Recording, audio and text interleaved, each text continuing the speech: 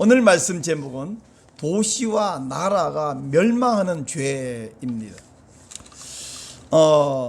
어제 제가 우리 서울시청 앞에 가서 동성애 퀴어 축제 반대 국민대회에 참석하고 왔습니다. 근본에는 제가 올해 초에 악법 대응 본부장도 맡았고 거기서 또 사무총장도 맡고 그 일 때문에 이번에 이 국민대회에 공동 사무총장도 맡았습니다.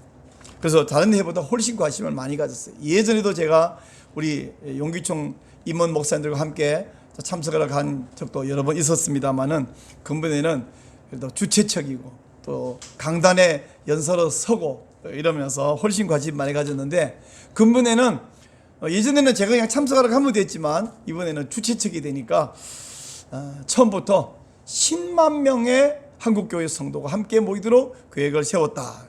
그래서 어제 아침 10시부터 여러 교회와 또 건전한 기관과 단체들이 부스들을 설치하고 또 오후 1시 반부터 예배를 드렸습니다. 그리고 2시 반부터 이제 본격적인 국민대회를 시작했죠. 전문가들이 나와서 발언하고 설명하고 또 마지막 부분에는 각 지역에 전국에 이제 시도가 있잖아요. 광역시 또 도가 있는데 그 지역마다 한 분씩 대표로 나와서 숫자가 많으니까 1인당 2분씩 주면서 연설과 발언을 해라. 그것만 이후에는 함께 1시간 처음에 한 70분 계획했는데 워낙 사람이 많으니까 갔다가 오는데 제일 앞 선두가 도착했는데 후미는 30분 후에 도착하더라고요. 1시간 반 동안 퍼레이드를 하고 그 이후에 또 젊은 분들은 힘도 좋아요. 밤 8시까지 또 함께 축제를 벌이고 음악 공연을 하고 이렇게 했습니다.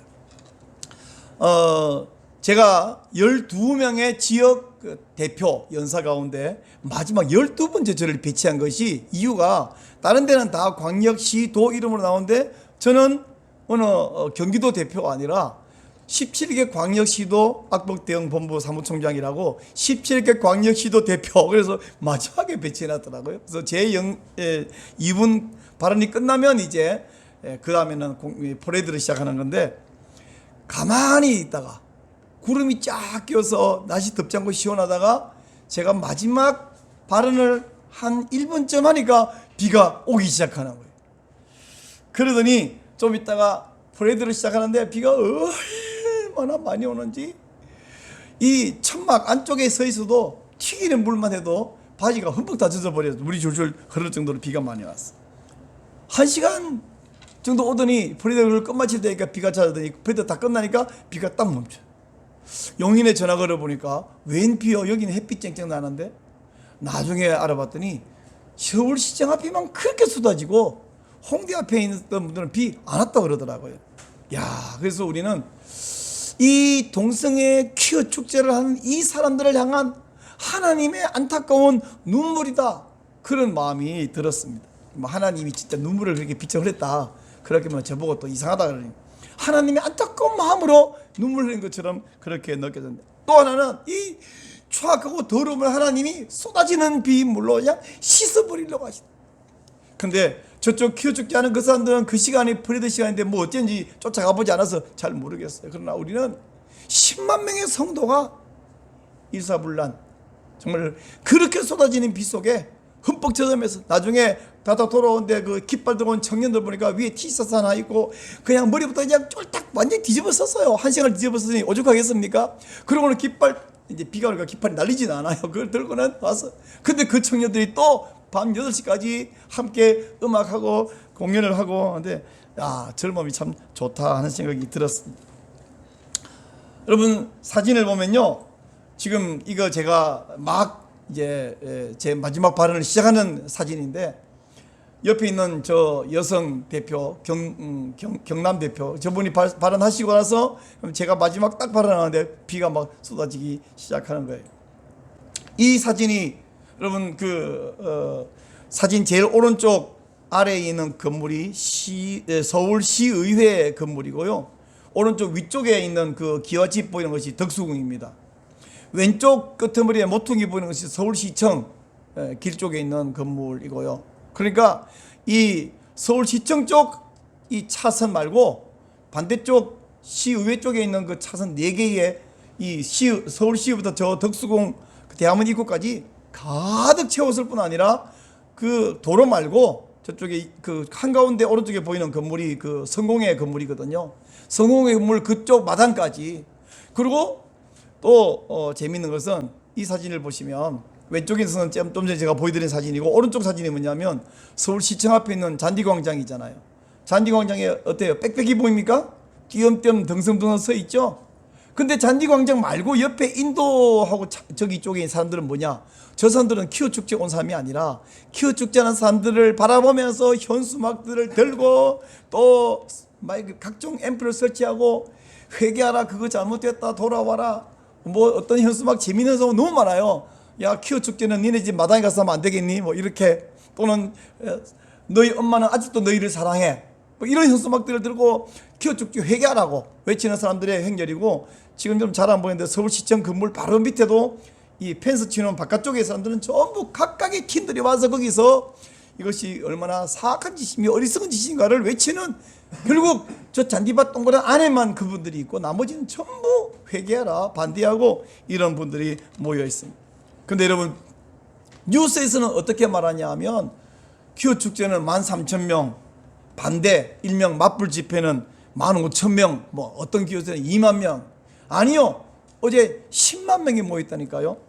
근데 뉴스에서는 그렇게 말하든 말든 우리가 그러면 좀 마음이 불편하지만, 정치인들은요 드론을 띄워놓고 어떤 집회도 마찬가지입니다.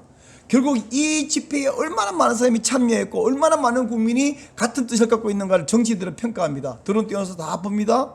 그리고 나중에 그들이 법을 제정하려고 할 때, 정책을 제정하려고 할 때 이렇게 많은 국민들이 싫어하는 것을 우리가 해서는 표가 다 날아가니까, 그들은 표 먹고 사는 사람들이기 때문에 다 판단합니다. 그래서 뉴스가 하는 것, 그 뉴스 바로 잡아야 되는데, 뉴스마다 그 방송국 신문사의 노조들이 다 장악하고 있어가지고 이 악한 놈들이요, 심지어 어디까지 장악하고 있냐면 기독교 방송국인 CBS, 원래 크리스찬니티 브로드캐스트 시스템 CBS인데 오늘날은 거기에 저 불신자들 또 좌파들 이들이 다 장악하고 있어요. 뿐만 아니고 심지어 국민일보도 어떤 사람이 들어간지 제가 잘 모르겠지만 5월 15일에 우리가 여의도 국회의사당 발 앞에서 3만 명의 성도가 모여서 차별금지법 제정 반대를 시위했는데 국민일보가 세상에 3만 명이 모였는데요, 1,000명 모였다고 기사를 냈다가 항의를 흔들었더니 기사를 내려버렸어요. 이런 짓들을 하는 기자들이 있습니다. 그러나 그런 나쁜 기자들, 나쁜 장악된 방송국 있지만 정치인들은 거기에 속지 않고요, 거기에 싹 미소 띄고 있으면서 실제로는 야, 무섭다, 이거 저렇게 많은 반대 집회에 사람들이 모여 있구나. 그래서 우리가 이런 일에 성도 한 명이라도 더 가서 아무것도 안 하고 그냥 놀아도 괜찮아요. 근데 제가 가보니까 얼마나 재미있냐면 아침 10시부터 부서 설치해놓고 우리 합신 동성애 대책위원회 부스에서는 팥빙수를 만들어가지고 계속 제공해서 맛있게 먹고, 옆에는 커피 제공하고, 어디는 선물 주고, 어디는 서명 받고 있고, 어디는 호루라기 해가지고 아직 함께 모여서 그냥 즐기고 잔치하는 거예요. 그냥 막 고생하는 척보다는 앉아서 재미있게 드는데, 왜 그러면 어떤 목사님은 그래요. 우리가 교회가 해야 할 일 얼마나 많은 중에 왜 동성애 반대, 차별금지법 반대 여기에 이렇게 많은 에너지를 소비하고 이렇게 많은 돈을 들이고 이렇게 많은 성도가 여기에 모이고 해야 되느냐, 너무 여기 집중하고 편파적인 것 아니냐. 그렇지 않습니다. 왜 교회가 목사님들이 전국의 목사들이 나서가지고 이런 믿는 목사님 다 나서가지고 이런 10만 명 집회를 해야 되느냐. 우선 제가 말씀드린 대로 정치인들이 이걸 보고 드론 띄워놓고 다 보고 있고 판단하기 때문이고요. 그보다 더 중요한 것은 저 사람들의 그 문란하고 음란한 죄 때문에 도시와 나라가 망하기 때문입니다. 오늘 제가 설교 제목이 도시와 나라가 망하는 죄라고 내놓았는데, 성경에는요 이 문란함과 음란함과 특별히 동성애 죄 때문에 도시와 나라가 멸망한 사건이 2번 기록되어 있습니다. 오늘 우리가 2군데의 본문을 읽었잖아요. 공교롭게도 둘 다 19장인데 창세기 19장, 사사기 19장. 오늘 제가 원래 오늘 설교하려고 설교 준비해 놓은 설교가 있습니다. 제가 어제 이 집회에서 2분간 발언을 하고 돌아오는 길에 이 국민대회에서 2분간 제가 연설이 아니고 설교죠. 짧은 설교 했던 2분간의 설교를 오늘 여러분 앞에 10배로 늘려서 한 25분간 이것을 설교해야 되겠다. 이 시대에 이 상황에서 이 설교를 하지 않고 딴 설교하고 있는 것은 적절하지 않겠다 하는 생각이 들었습니다. 오늘 첫 번째 말씀은 창세기 19장인데요. 여러분 창세기 18장에 보면 하나님께서 아브라함을 찾아오셨어요. 3명의 손님처럼 나타나셔서 오셨죠.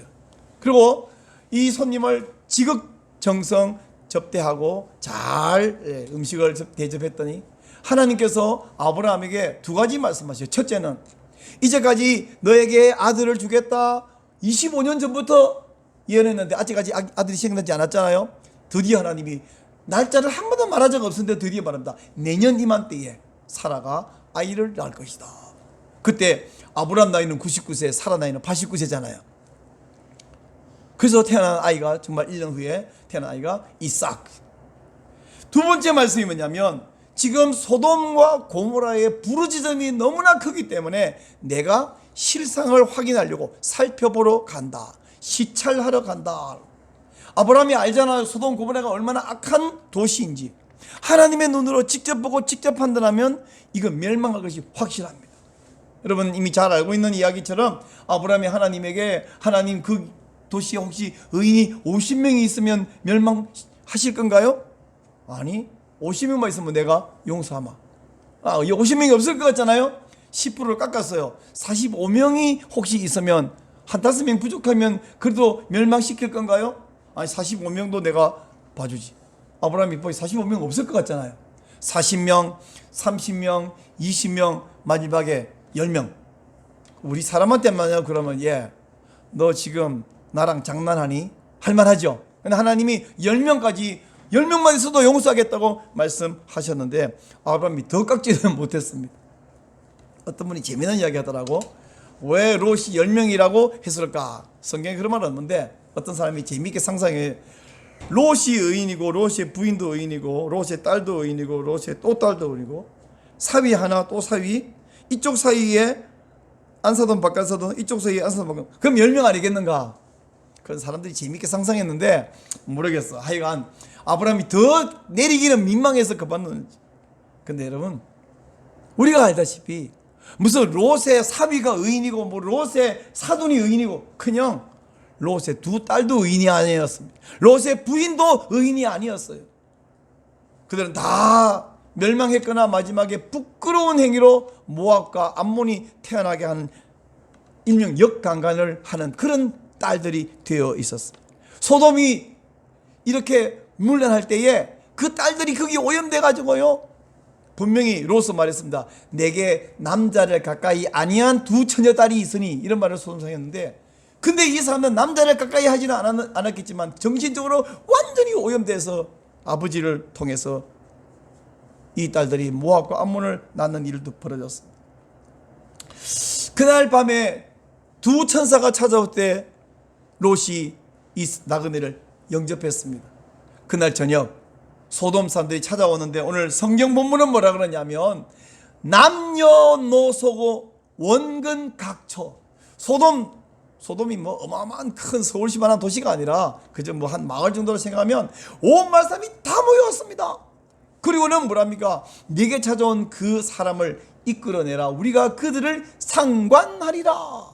상관하리라 무슨 말일까요? 관계하겠다는 거예요. 관계하겠다. 무슨 관계냐?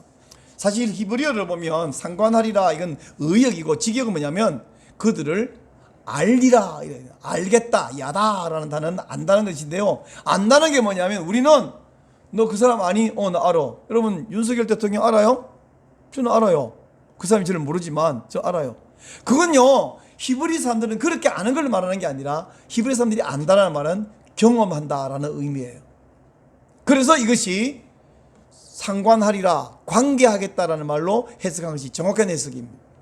이 말을 우리가 잘 예를 하나 들려 그러면 가브리엘이 마리아에게 네가 아들을 낳으리니 이름을 예수라 하라 그랬잖아요.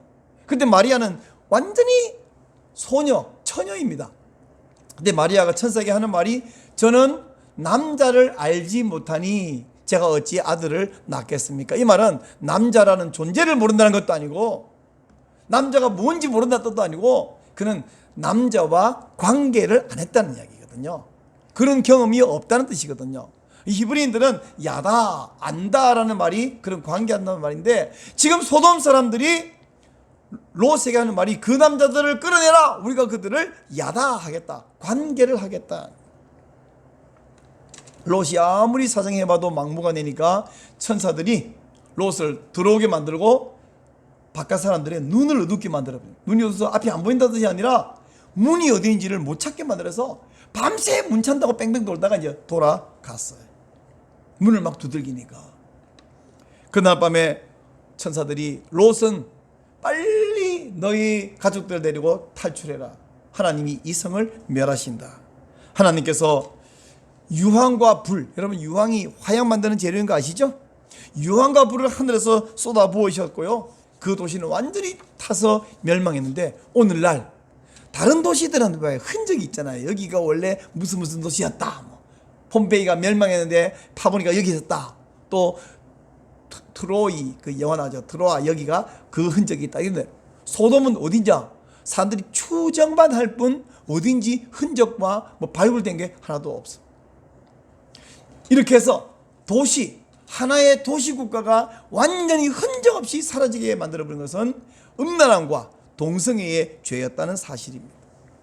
두 번째 오늘 읽은 본문은 사사기 19장입니다.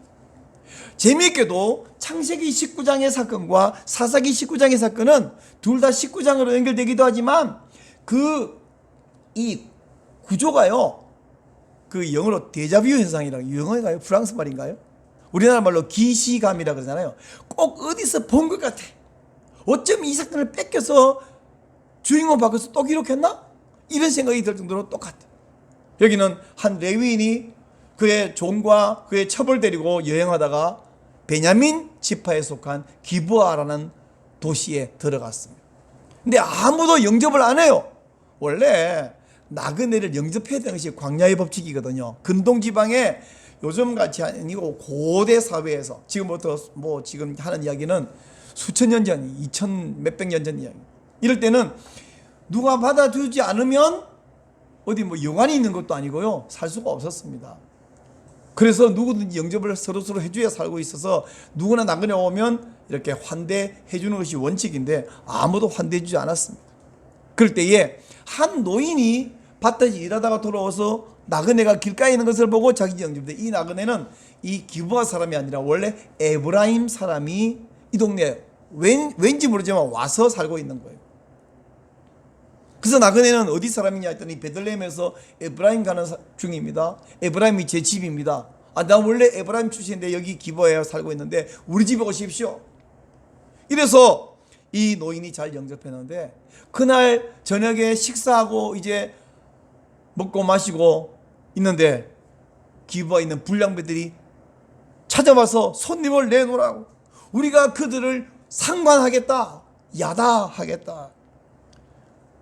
이 기브아 사람들은 그 당시에 소돔이나 고모라 사람도 아니고 가나안 땅의 가나안 민족도 아니고 이스라엘의 베냐민 지파에 속한 한 도시 기브아인데 이 사람들은 벌써 얼마나 문란해져 있었던지 동성애에 미쳐 있었습니다. 결국 안 돼서 그 레위인의 첩을 끌고 가가지고는 밤새 욕보이고 그 첩이 새벽에 돌아와서 문 앞에 쓰러져 죽었습니다. 자, 이 사건, 이 문제 때문에 전 이스라엘이 모여서 베냐민 지파에 그 기브아의 불량배들을 처단해라 했더니 팔이 안으로 굽다고 딱 감싸서 아니 우리 편인데. 그래서 결국에는 베냐민 지파와 나머지 11지파 사이에 전쟁이 벌어졌습니다. 베냐민 지파는 단 600명만 남기고 싹 다 몰살해버렸습니다. 물론 반대편 11지파가 모인 이스라엘 쪽에서도 무려 4만 명의 사람들이 죽었습니다. 여러분 4만 명 자체가 많은 거잖아요. 근데 우리 시대에 4만 명도 진짜 많잖아요. 베냐민 지파에 또 정확한 숫자 제가 모르겠는데 5만 6만 정도 다 죽어버렸어요. 한 10만 죽어버린 거예요. 이 시대의 10만도 엄청나게 많았지만 그 시대의 10만은 적어도 10배 20배를 생각해 봐야 됩니다. 왜냐하면 지금 인구가 전 세계 한 80억 가까이 되죠. 근데 그 시대는 얼마냐? 잘 모르겠고 1세기 때의 전 세계 인구는 2억이라는 기록이 어디 있어요. 이건 1세기보다 더 훨씬 더 옛날이기 때문에, 그러니까 지금보다 한 10배나 20배 많이 죽은 거죠. 한마디로 말해서 나라가 다 그냥 다 내전으로 말미암아 망해버린 사건이 이 동성애 음란함 때문에 벌어진 일인 것입니다. 자, 여러분, 하나님께서 구약시대에는 동성애 문란함 죄 때문에 소돔을 폭삭 멸망시켜버린 겁니다. 이스라엘은 서로 이 문제로 발전해서 내전이 나서 수많은 사람들이 죽는 이런 불행한 일이 생겼는데, 요즘은 전 세계적으로 동성애 한다고 누가 하나님이 위에 하늘에서 불을 떨어뜨리나요? 그럼 하나님의 마음이 좀 변했나요? 아니요. 지금은 하나님께서 우리에게 이것이 잘못됐다는 사실을 매번 벼락을 치고, 어제 어떤 목사님이 얼마나 화가 나는지, 저기 그 잔디광장고 뺑둘러 동그랗게 비 확 쏟아지면 좋겠다 이러길래 제가 옆에 있다가 비 말고 등유박은 어때? 그랬거든요. 근데 하나님이 그런 일을 하시느냐? 오늘은 안 하십니다. 왜 안 하십니까? 이렇게 하면 안 되고, 이렇게 해서는 하나님이 싫어하고, 이렇게 하면 멸망한다는 사실을 벌써 여러 번 시범으로 보여주셨어요. 잘못하는 있을 때마다 거기만 벼락을 따다닥 때린다면 이 땅 사람들이 무서워서 하나님을 잘 섬길 것 같죠? 그렇지 않습니다. 하나님께서 지금은 말씀으로 우리를 깨우치고 경고하고 우리가 돌아오기를 기다리고요, 끝까지 기다리느냐? 마지막 완전히 심판하시다. 예수님 말씀하셨잖아요. 실로암 망대가 무너져 죽은 사람, 그 사람들이 죄가 더 많아서 죽은 줄 아냐? 그걸 보고 너희들이 경고를 받고 경각심을 가지고 회개하고 돌아오라. 그렇지 않으면 너희들이 끝내 멸망할 것이다. 오늘날 하나님께서는 우리에게 목사를 세워놓았고요, 성경을 주셨고요, 돌아오라고 말씀하고, 우리가 해야 할 일은 뭐냐? 목사만이 아닙니다. 성도가, 어제 우리 10만 명이 그중에 다 목사가 아니죠. 얼마나 많은 성도들이 모여서 그것을, 잘못된 것을 보여주고 나가서 한 명 한 명에게 혹은 단체로 이것이 잘못되며 멸망하는 방법이란, 멸망하는 지름길이라는 것을 깨우쳐주고 경고하고, 물론 경고한다고 돌아오나요? 안 돌아오는 사람은 안 돌아오고, 혹 은혜 입은 사람은 돌아오겠죠. 우리 하나님께서는 지금 성도를 통해서, 교회를 통해서, 목사를 통해서, 성경을 통해서 이것이 잘못됐다는 것을 경고하고 계시고요, 마지막에 한꺼번에 최후 심판 때 멸망하실 것입니다. 레위기에서, 레위기 18장 20장 두 번 동성애를 가증하다, 히브리어로 토에바라는 표현을 썼어요. 근데 이 가증하다, 토에바라는 표현은 또 어떤 죄에 썼냐면 두 군데예요. 우상숭배하고요, 인신제사. 여러분, 인신제사 뭔지 아십니까? 사람을, 특별히 정성을 다한답시고 자기의 맏아들 어린 애를 신에게 죽여서 태워서 바치는 이 사악한 짓을 하는 것을 보고 하나님은 가증하다. 근데 그걸 누가 했냐? 가나안 땅 원주민들이 그 짓을 했는데, 이스라엘 백성 너희들은 이런 거 배워서도 안 되고 그것을 흉내내서도 안 된다. 그들이 그런 우상숭배와 인신사 가증한 토에바, 가증한 짓을 하기에 그 땅이 그들을 토하여 내리라, 이렇게 말씀했는데, 근데 동성애에 죄에서 마찬가지로 가증하다, 토에바, 너희들이 이런 죄를 지으면 이 땅에 살 자격이 없으므로 이 땅에서 추방될 것이다, 혹은 포로로 끌려갈 것이다, 아니면 다 죽을 것이다 말씀하셨잖아요. 사랑하는 여러분, 나는 동성애가 뭔지도 모를 뿐 아니라, 우리 그런 짓을 왜 해? 이상한 짓을. 우리 여러분 동성애 뭐 잘 모르잖아요. 좋아하기는커녕 하기는커녕 잘 모르는데 목사님 그런 이야기 우리한테 왜 굳이 합니까? 우리는 안 해도 그들이 함으로 말미암아 우리나라가 망한다고요. 여러분, 큰 배를 탔는데 어떤 미친놈이 배에 구멍을 뚫으면 나는 안 뚫었지만 이 배가 빠진다고요. 죽는다고요. 그러니까 우리가 가만히 있으면 되겠습니까? 쫓아가서 막아야죠. 안 막아지면 어떡합니까? 그들이 그런 죄를 짓는 것도 문제인데 지금 뭐가 더 문제냐? 전 세계적으로 헬버트 마르쿠제라는 사람이 네오 막시즘 운동으로서 이 젠더 이데올로기를 띄웠어요. 성을 허물고 남자와 여자의 경계를 허물고 가정을 허무는 일을 한번 이 막시즘이 공산주의라는 사회주의라는 이 사상으로 전 세계를 점령해 보려는데 실패했잖아요. 안 되니까 새로운 신마르크스주의가 뭐냐? 네오 막시즘이 내놓은 것이 젠더 이데올로기고요. 그래서 온 세계의 사람들이 죄성하고 딱 맞아떨어지니까 막 열광을 하고 있는데 다 그렇습니까? 국민 중에 1% 2%가 그짓하는데 이게 정치인들이 유엔이 미국의 바이든이 우리나라에 이번에 오랫동안 비어있던 미국 대사를 파송했는데 필립 골드버그라는 사람이 동성애자입니다. 부인이 없어요. 남자 파트너만 있어요. 이 놈이 우리나라에 부임하자마자 첫 번째 한 짓이 뭐냐 그러면 어제 큐 축제에 와서 연설을 아마 했겠죠? 한다고 하더라고요. 전 세계가 미쳐 있는데 온 세계가 차별금지법이 다 통과하고 있는데 이걸 끝까지 막고 있는 게 누구냐면 대한민국이에요. 누구냐면 한국교회예요. 그중에 머리 깎고 금식하고 여기에 헌신하는 몇몇 지도자들입니다. 그 가운데 길원평 장로님은 앞장서고 계신, 제가 우리 악법 대응법에서 함께 일하고 계시는 우리 정말 귀한 하나님의 종입니다. 여러 목사님들이 나서 이 일을 맡고 있습니다. 그런데 일부 목사님들은 아직도 무임승차, 굿이나 보고 떡이나 먹자. 니들이 막으라. 나는 우리 교회 키우고 우리 성도들 신방하고 우리끼리 잘 지내고 그거 할래. 나도 그렇게 하고 싶어요. 우리 가족끼리 잘 지내고 앉아서 모여서 찬송 부르고 내게 강같은 평화 넘친다 그러고 나도 그렇게 하고 싶어요. 남들이 나가서 그 비두들게 맞으면서 좀 해라. 나는 안 하고 좀 그러고 싶어요. 그러나 안 하는 그 사람은 탓할 일도 아니고 반대하지 않으면 천만 다행이다. 마음으로 격려해 주니 다행이다. 그러고 하는 사람이 하는데 하는 그 사람이 주인공이고, 여러분 누가 골리앗을 막습니까? 다윗이 나가서 막았잖아요. 다른 사람들은 다 나가서 죽을까봐 손해볼까봐 겁낼 때 다윗은 목숨 걸고 나가서 막았지 않습니까? 이 시대의 하나님의 눈에는 다윗이 주인공이에요. 사울이 주인공이 아니고요. 큰 교회 몇만 명 교회 담임 목사가 주인공이 아니라 다윗에게는 뭐가 있었습니까? 그냥 목동, 이름도 없는, 저같이 이름도 없는 목사. 제가 뭐 큰 교회가 있습니까? 상관없습니다. 하나님의 눈에는 이 나서서 헌신하는 그분이, 길원평 장로님이 뭐가 있었어요? 그분이 암으로 투병하고 있는 환자인데 그 노인이, 근데 그분이 주인공이고 이 일을 위해서 안타까움으로 기도하는 분이 주인공이고 나서 헌신하는 분이 주인공이고 그분들을 향하여 하나님의 눈이 보고 계시며 그들에게 복 주시며 그들을 사용하십니다. 다시 말합니다. 동성애죄는 온 도시와 나라가 망하는 죄입니다. 우리 신약성경 두 곳 찾겠습니다. 첫째는 유다스 한번 찾아보세요. 유다스는 저 요한계시록 바로 앞에 있어요.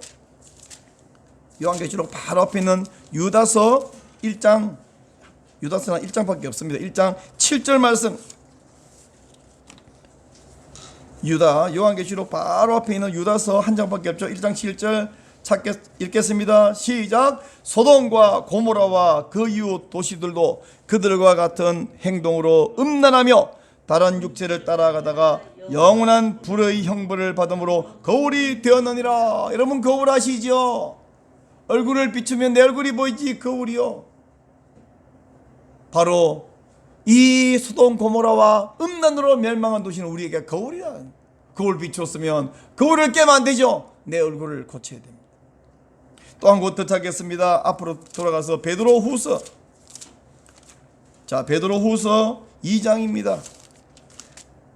베드로후서 2장 6절 7절. 베드로후서 2장 6절 7절 시작. 소돔과 고모라 성을 멸망하기로 정하여 제가 되게 하사 후세에 경건하지 아니할 자들에게 본을 삼으셨으며 무법한 자들의 음란한 행실로 말미암아 고통당하는 의로운 롯을 건지셨으니 말씀하고 계십니다.